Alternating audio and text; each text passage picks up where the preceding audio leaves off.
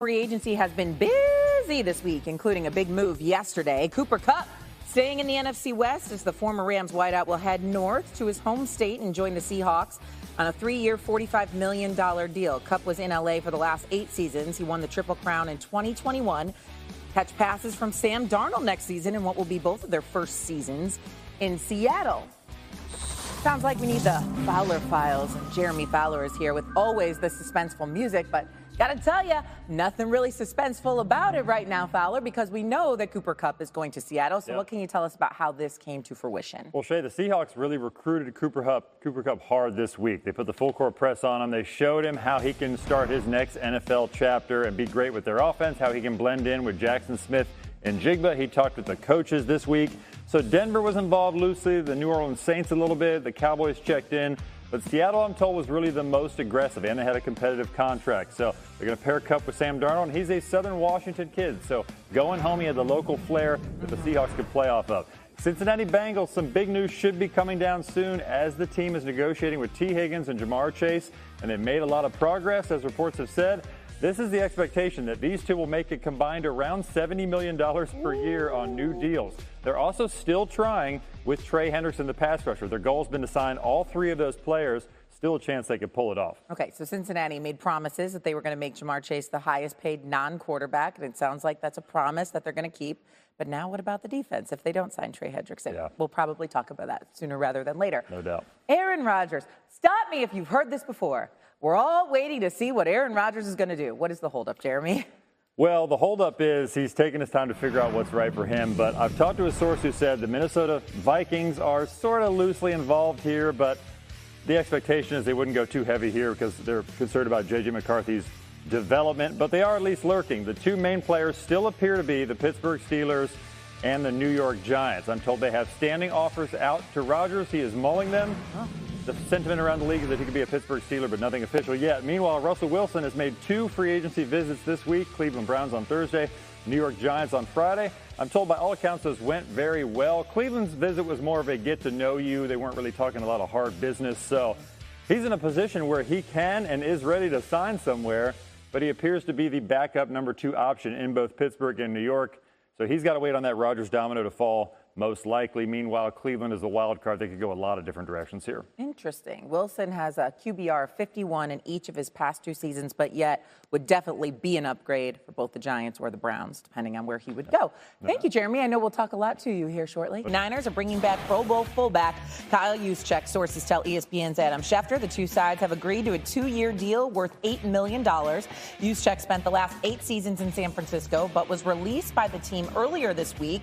And now he is back. So even with Juszczyk coming back, the Niners are going to look a lot different next season. Remember, they traded Deebo Samuel to Commanders. They also saw several other Pro Bowlers leave in free agency, like cornerback Travarius Ward and safety Talanoa. Seahawks agreed to terms with former Rams receiver Cooper Kupp, a 3-year, $45 million deal. The former Super Bowl MVP and Offensive Player of the Year comes to the Hawks after 8 years with the Rams, joining a Seattle team in dire need of a receiver after letting Tyler Lockett go and trading DK Metcalf. They also, of course, add Sam Darnold. Kupp is returning home, by the way. He grew up in Washington. He attended school at Eastern Washington. So that's very cool. As NFL insider Jeremy Fowler is with us. So we know they needed a receiver. How did they convince Fly the Coop? How did they convince him to come home to the Coop? Yeah, Hannah, the Seattle Seahawks put the full court press on Cooper Kupp. This is a recruitment. They were courting him on how he could best fit, how he could work with young receiver Jackson Smith in Jigba, how he could come home. So they really just tried to sell him on a vision for his next NFL chapter. There were some other teams involved. Denver Broncos poked around on this, but the money was a little rich. Remember, Cooper Kupp went into this wanting something similar to his former contract. When he was cut by the Rams, he was due $20 million in cash. Teams just weren't willing to go that far. The New Orleans Saints a little bit, Dallas Cowboys flirted with it, but in the end, Seattle was the most aggressive, it seemed, by a large margin. It seemed like those two would be a very solid receiver combo there in Seattle. It'll be interesting to see what they can do with Darnold. Yep. Meanwhile, what the heck is happening in Cincinnati? When are these guys going to sign Jamar Chase and T. Higgins? Well, I keep hearing Jamar Chase and T. Higgins are close on new deals, mega extensions. They could be spending $70 million a year on 2 wide receivers. There's a lot allocated for just that position, but Ja'Marr Chase, the expectation league-wide is that he could be a $40 million a year man because executive Duke Tobin is on the record that they want him to be the highest-paid non-quarterback. That is going to cost some serious coin, but they should be able to work that out. Should be close. And T. Higgins really is a little bit of a wild card here because he's on the franchise tag at a low number at $26 million. It's going to cost more than that to get a long-term deal done with them. The people I've talked to around the league expect this to fall somewhere maybe $28 to $29 million a year. Maybe he gets to 30. They still have to work out some of those details. But my understanding is both of these are close to done, if not done at this point. And so the Bengals are trying to pull off this trifecta. They have Chase. They have Higgins, hopefully in the fold here soon. Trey Hendrickson, the pass rusher. What's going on there? Yeah, they have been talking with him again. I know there's been some trade talks. I don't think the Bengals are overly eager to trade him. It would take a big haul, maybe even a first-round pick. And so they are still talking with Hendrickson to see if they can try to find a sweet spot. It's going to be tough because that pass rush market has gotten crazy, and Hendrickson's not going to take a low deal. Oh, my gosh. So right now we have Myles Garrett as the highest paid non-quarterback, right? And so we are saying that this man could, just keeps getting more and more expensive for maybe somebody on the Cowboys? I don't know. We'll talk about that. Did you say that Aaron Rodgers is on the bubble? Kind of. He doesn't have a new NFL home, being cut loose from the Jets, and thus we face another offseason obsessing about his plan. So here we go. Among the teams in need of a quarterback, of course, the Vikings, who have J.J. McCarthy but lost Daniel Jones and Sam Darnold, also in need of a QB. The Steelers and the Giants, long rumored to have interest in one A-Rod. Jeremy Fowler's back with us. What is the latest, if anything? Anna, so I'm told from a source that Aaron Rodgers has standing offers from the Pittsburgh Steelers, New York Giants. Those appear to be the two key players here. I know the Minnesota Vikings have sort of been on the periphery here. I did talk to somebody with the team who said that it's possible, but probably unlikely given they want to develop J.J. McCarthy. He is the priority there. But they at least appear to be the third team potentially in the mix here. So Rodgers, as far as I know, is still mulling these offers, has not made any sort of firm determination yet. I don't get the sense that this is all about money here. It's about surroundings.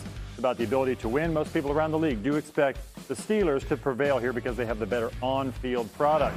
That leaves us with Russell Wilson, who appears to be the number 2 option at both spots, New York and Pittsburgh. So I'm told he had really good visits with Cleveland on Thursday, with New York on Friday, got into the New York area Thursday night, met with some folks. Everything went well. We'll see what happens, but it appears that the Giants waiting. Does Russell continue to wait, or does he try to jump onto a potential deal with Cleveland, which is sort of a wild card in this whole mix? So Rodgers is the domino, but Wilson will have options, and he will get one of the quarterback seats. Right. Cleveland still needs a quarterback, and I guess we're just assuming, right, that the Titans are going to get theirs in the draft because we're not hearing anything about them talking to any of these veteran quarterbacks. Right. So the Titans did sign a bridge option in Brandon Allen, who's familiar with Brian Callahan, but it looks like the sentiment league-wide is that they will go Cam Ward in the draft. And then Cleveland, they do have some mutual interest with Carson Wentz, the veteran, so they could look for a bridge option there as well. Okay, let's talk about those Cowboys, shall we? Our other favorite offseason topic, right, besides Aaron Rodgers. Micah Parsons set to play on the 5th-year option of his rookie deal, as everybody knows.